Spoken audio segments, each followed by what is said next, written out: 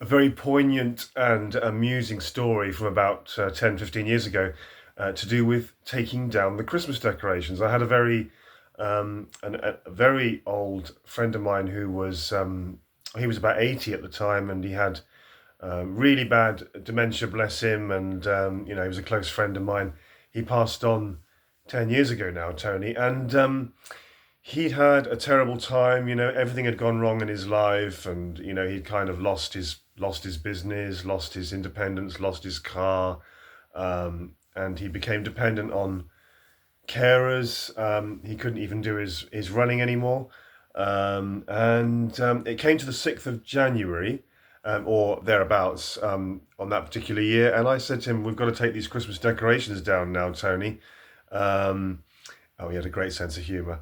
And I said to him, "It's bad luck if you keep them up." He said, "No, I want to keep them up. It cheers me up, makes me feel happy. I like them, and I want to keep them there." And I said, "Yeah, but if you don't take them down on the 6th of January or before the 6th of January, it's bad luck." Now, I don't necessarily personally really agree with that, but I said, "Oh, it's bad luck, Tony. And he said, he said, "No, I want to keep them up." He said, "It cheers me up." He said, "I'm not worried about bad luck." He said, "Everything that could possibly go wrong in my life," he said, "has gone wrong. So I'm really not worried about bad luck." Bless him. Yeah, he passed on maybe 2 or 3 years after that. 10 years ago already. Where's the time going? But yeah, he wasn't worried about bad luck. I think, first of all, because he had a very strong Christian faith, and secondly, he had a wonderful sense of humour, and yeah, quite optimistic, really. He said, "Oh, well, despite the fact that," he said, "everything that's gone could possibly go wrong for me has gone wrong, so I'm really not worried about bad luck." He said, "I want to keep those decorations up.